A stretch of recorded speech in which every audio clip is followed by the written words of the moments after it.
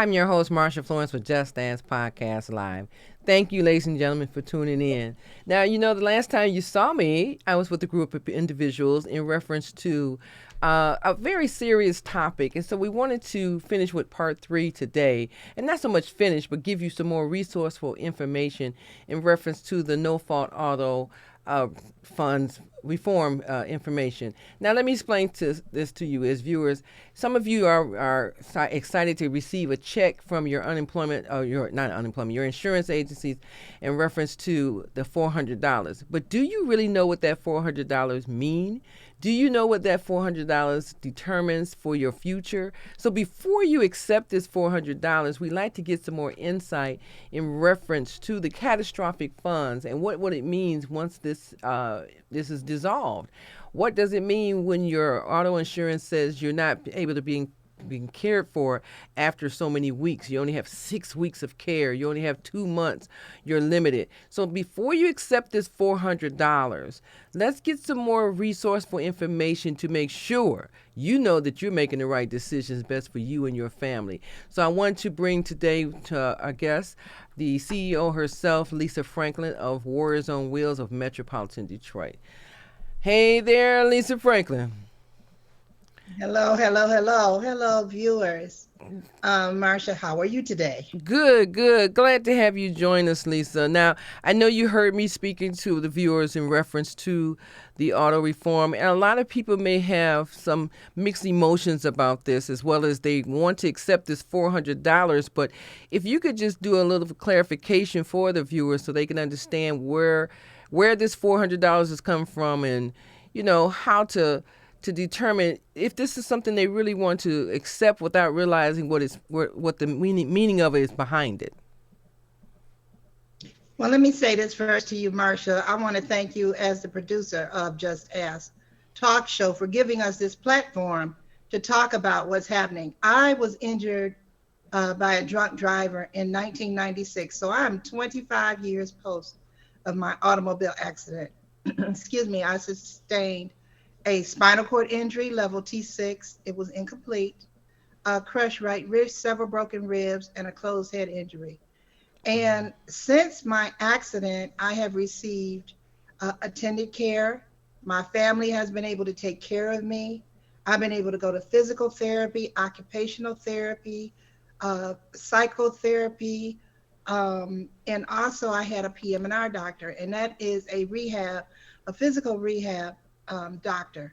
Now, since this law was signed, I stopped getting my benefits in 2019. They cut me off in 2019. So my family was no longer able to help take care of me. They also provided me with transportation. They helped me get around. And so because of that, since they cut them off, they had to go back to work. So now everyone in my household is back to work, and I'm here left alone. Now that $400 that the governor is trying to refund insurers at this time comes right out of the Michigan Catastrophic Claims Fund. That money is there out of the PIP insurance, PIP, which stands for Personal Injury Protection, which is supposed to take care of catastrophically injured for the rest of their lives. And so I know that when I got injured, they didn't expect me to live past 10 years. But here it is, 25 years post. And there's some people that are surviving after 35 years. And so when that bill was signed, it cut off our care. It cut off our ability to get physical therapy, occupational therapy. And for me, I'm a paraplegic, so I am able to use my arms. But when you think about individuals who were injured and are quadriplegic, who have to have someone there, sometimes, a lot of times, 2 people there in order to take care of them, this is a grave, grave position that they have put people in. It's devastating families. Is closing down businesses. And I know you all have probably heard this over and over, but this is nothing to take lightly, because eventually it will catch up with the people who are injured from this day forward. Now, on one of the previous shows, I think Maureen and diversified healthcare professional Jennifer Mm-hmm. Kerr touched on the fact that if you don't have a certain amount of insurance, you're in liability of being sued and losing your assets. And this is what people don't understand. We're going to pay more for insurance now with this reform because we have to pay for our own coverage. Mm-hmm. Mm-hmm. Before, the PIP funds would go into the Michigan Catastrophic Claims Fund and would be able to pay for people's care. There's over $27 billion in that fund right now. And so when the governor talks about a surplus, this is money that we have already paid into to care for us for the rest of our lives Mm-hmm. in the event that we're injured in an automobile accident, and we lose our ability to live life as we used to live life. So let me ask you Now, this though, Lisa: has the governor or the legislators at all spoken about what would be a possible fix? Have they offered any leverage to say that we're not just going to discontinue the proper care for spinal cord injury individuals from an auto claim? Is there anything on the table to give people something that's a reprieve? I mean, we're talking about $400 to people who may not have sustained an injury or don't have a family member who have sustained an auto injury of such magnitude. So they're looking at it like, okay, I'm getting $400 back in my pocket. But the question is, for all those who have sustained an injury or have family members, has there been any offers or any suggestions or anything put in place for the care, for the continuous care? there has been talk. There have been bills that have been written, but none of them have been supported nor introduced. They're Okay. talking about maybe fixing the fee schedule. Right now, they've cut it down to 45%. Mm. They've cut it by 45%. So that means that the insurance company is only paying 55% of people's care. And so what's happening is a lot of doctors, even my doctor, my PM&R doctor, I used to be able to get what they call a, oh gosh, what is that called? It's a letter that they write in order to, I can't even think of the name of it right Mm. now, I Marsha, understand. but it's a letter that they wrote to the medical professionals to say that it's an open bill, it's an open claims Okay.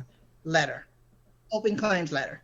And it says that this client is covered under auto no fault, and whatever her medical needs are, they're covered. And it's like a letter that covers you for 6 months. Continuous Well, care. my doctor, they wouldn't write that letter. And so my doctor kicked me out of his system.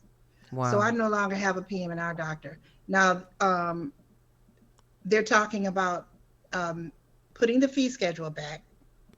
They're talking about possibly grandfathering in people that were injured prior to the bill being signed. Hmm. And they're also talking about um, putting back an additional 8 hours for family members. But the stipulation is only one family member can be covered.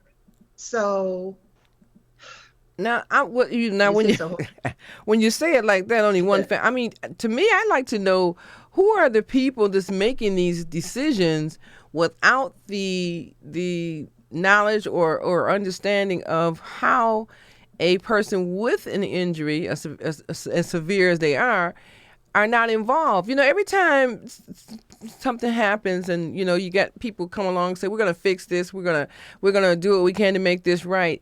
If you don't have the parties that need to be included, you're going off on what you think as what people need. You need to always have all parties included. In other words, why didn't you ask, or why didn't the legislature ask, persons with disabilities, what would make this suitable? How can we work together? We know we want to, or we're going to discontinue this funds, but before this happens, do we have agreement or understanding or joint clarification for people to feel at ease?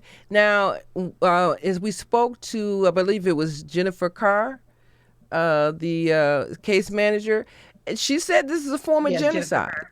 And I agree, because Yes. I'm looking at it like, well, how are you going to tell people that there's no more funds to take care of them when they had lost their lives in an accident that it was no fault of their own in the first place, 9 times out of 10. Then you change the whole dynamics of their family lives by, everybody's got to chip in and do something. And then when they halfway are able to go back to work and sustain what we consider as a livable type of lifestyle, now you want to take the blanket off.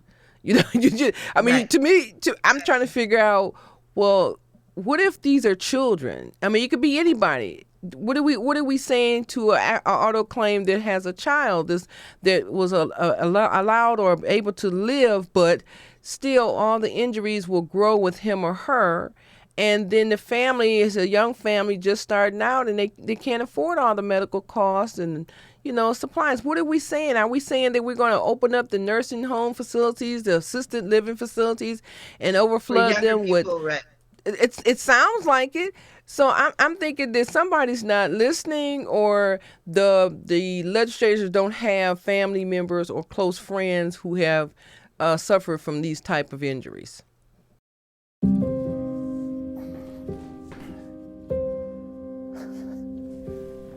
You're there for them. We're here for you. Find free care guides at aarp.org/caregiving.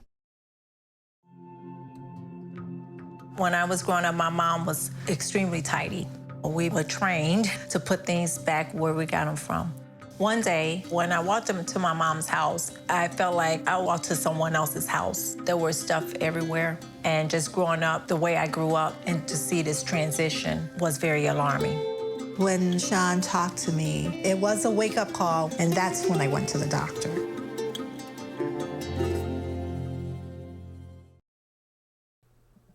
All of the above. I think that when the governor signed that bill, she really, some people said she knew. I can't even imagine her knowing the ramifications of signing something like that and her going ahead and signing it. Now, I understand that at the beginning when she signed it, she said it's not perfect, but we can fix it later. But the later is here, Mm-hmm. and nobody's doing anything about Right. it. Well, she's not doing anything about it, and she can. Mm-hmm. And that's the thing, she can. There are legislators that are writing bills, and there are other ones that are adamant and making Michigan, taking away the no fault claims from Michigan and making it really a tort state. Because what's going to happen now is people can sue you. If you get into an accident tomorrow and you hurt someone where they lose a limb or their ability to walk or talk or whatever, then you are on the hook for that. And if you don't have the correct coverage, unlimited, which is not even unlimited like it used to be, even if you get unlimited coverage on your auto insurance, it's not the same as where we were before July 1st of 2021. And then you also need to make sure that you get an umbrella coverage, which means that it covers your assets. Because now, from this day forward, you're on the hook for caring for That doesn't, someone you know, if they're injured in the car I'm trying to accident figure out, caused did by you. anybody get the memo? Because, we had these discussions purposely, ladies and gentlemen, for those of you who are tuning in, we had these conversations purposely because we need to let you know that when you decide to take this $400, some of you said, well, I need my money. Okay, I understand that, but know that it could be tomorrow that you or a loved one could be struck in a serious accident, and then there's no coverage. Now, if you don't believe it, it's coming. So don't wait. I mean, I'm trying to figure out now, Lisa, do we have a list of legislator names or numbers or something that, we can use? Because what I'm seeing is that if we don't have someone that can jump in and directly talk to the persons to be. I know a lot of people, we can't wait, Peg Campbell and Maureen have went up there to Lansing to speak or to get an appointment with the governor and the legislature. How's that working? Is any of that working at all? Every Tuesday, groups from We Can't Wait go up to Lansing to talk to the legislators, to attend some of the caucus meetings. And we were up there this past Tuesday, and we basically sat in the hallway and tried to catch them as they went into the different caucus meetings because Tuesday was the last day that they were in session before the holiday. So some of them are listening, but the ones who are really holding things up don't want to hear a word. They're not budging, and that definitely makes a difference. We've got the Senate Majority Leader, who is not budging, and that's Mike Shirkey. And I've got a phone number for him here and an email, and he needs to be contacted. And I'll give it in just a second. But let me ask you this, Lisa. When you say they're not, when you say they're not budging, is it something that they don't want to discuss? They feel like they made their decisions. How do we determine that they don't want to be bothered? What they have to do is they have to support the bills that will turn this around. There are bills on the table that will turn this around. There are bills on the table that will grandfather people in. There are bills on the table that will change the fee schedule, and there are bills on the table that will allow family members to continue to care for their loved ones. And they do not want to hear it because the insurance companies are gaining.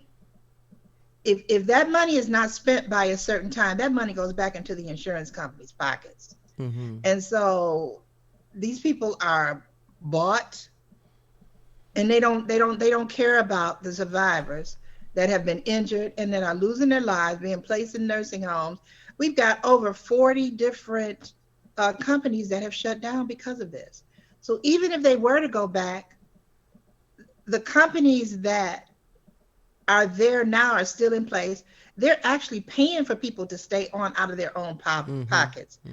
They're paying out of their own pockets just to stay afloat. And pretty soon they're not going to be able to do that anymore. So where do we stand? It's just all around. It's crazy because it's going to be a strained system because they're pushing people on Medicaid. And even with myself, I have Medicare because of my injury, but I'm over the threshold to get Medicaid that's able to provide an attended care, that's able to provide some of the things that, I was getting before under auto no fault that I'm no longer getting.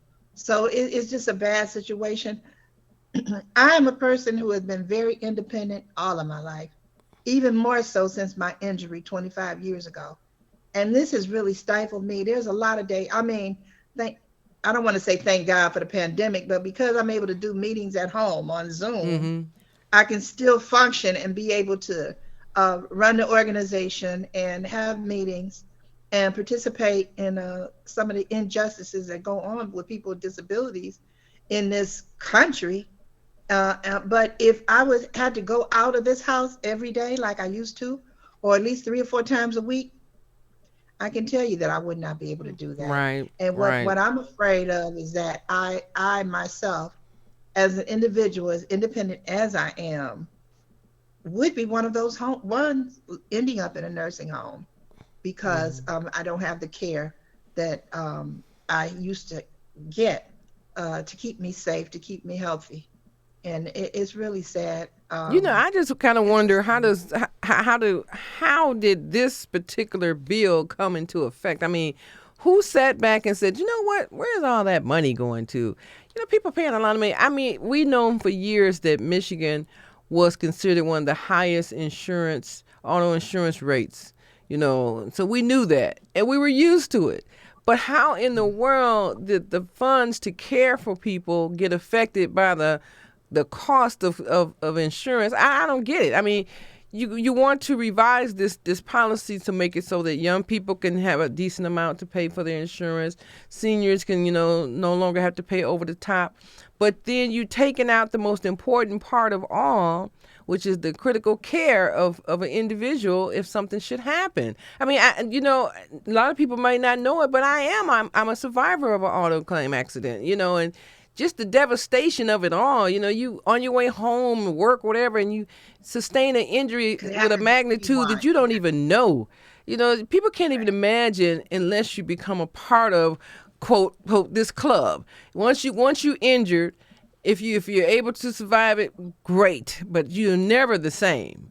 mentally, physically. You're just never the same. Absolutely. Okay. And so I don't That's care right. how often I sit at this table, I have my moments that I'm not the same. When I drive the car, when somebody's driving me around, when the pain in my neck is up at night, it's a lot. And I'm just concerned that it if the people who make these decisions, they have never suffered a injury. You can't tell me you don't have someone in your family. You can't tell me you don't know anyone. So how did you come to the conclusion with the decisions that you made? What gave you that God right to say, they'll be all right, or they'll figure it out? You have cut off people's lives. You have cut off everyone's life. And then we're so concerned about, the people are not going back to work because of the pandemic. Well, what about the people who are disabled and their injuries need to be cared for? What happens to that? So you're making Yeah, matters worse. they don't care. And that $400, I mean, when you think that's blood money, there's no way they can keep that $400. And because that money was there to pay for the care of people who were injured in the state of Michigan. Now, mind you, we did have the best care in the country. We really did have the best care in the country, but we were paying the highest insurance rates. And so we should have the best care. That money, that $27 billion, excuse me, let me say that again, $27 billion. Wow. Sitting in a fund to take care of people who are catastrophically injured in the state of Michigan. When they changed that fee schedule, all it did was allow that money to go back to the insurance company. And it's all about money. And it's really sad. And when you think about at any moment, it could be any one of them. And the sad part about it is the really sad part about it is you have children taking care of their parents. Right. Now, I even my son, my grandchildren, there's only so much that they can do for me, that I will allow them to do for me. Yeah. And so I'm blessed to have a family around me, but they can't be there when I need them most. Right. Because nobody can be anywhere for 8 hours and sustain their livelihood. No one. So, and this is really going to affect people who are low income. It really is going to affect people who are low income, because even taking that $400 check, it is not going to give you the coverage that you're going to need should you get into an automobile accident. It's not. Yeah. And so well, they Lisa, need to do something to fix it. They can do something to fix it. And we were hoping that we saw a fix to it by the end of this year.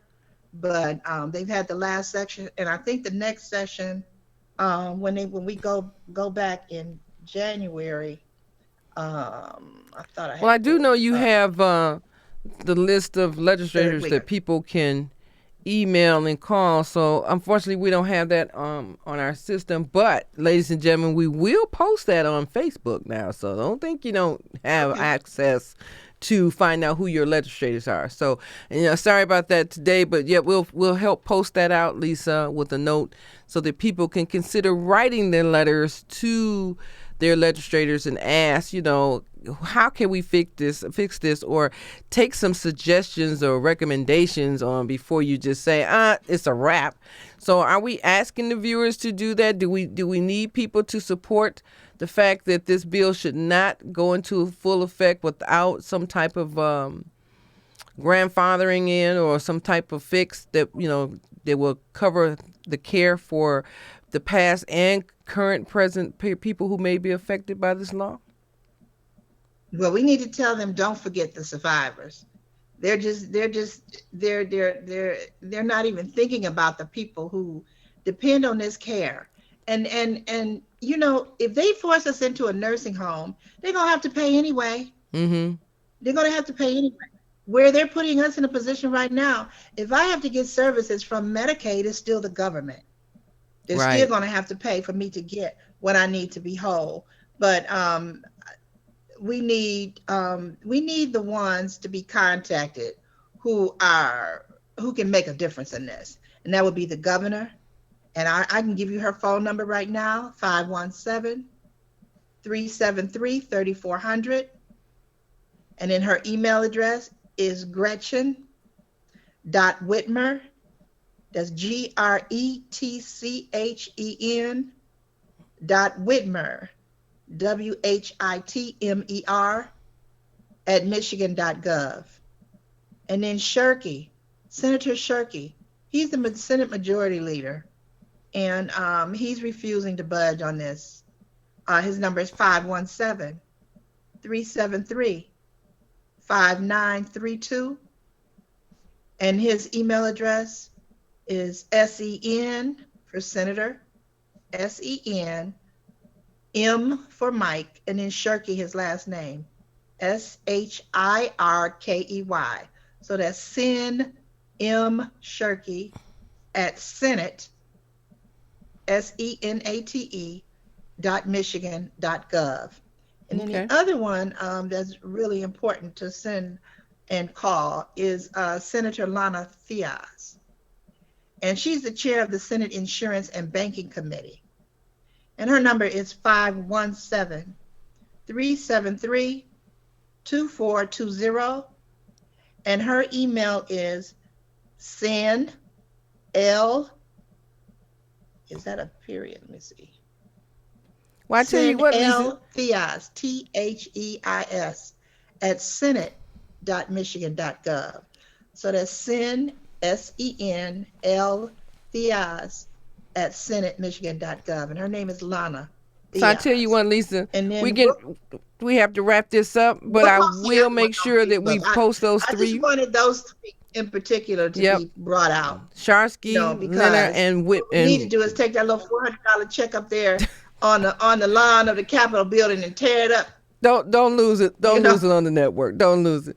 But Lisa Franklin, thank you so much for joining us, and we will continue this conversation, ladies and gentlemen. So you know who I am. I'm your host, Marsha Florence for Just Ask. We want to thank Lisa Franklin of Warriors on Wheels, and consider writing your legislator and your governor in reference to this bill.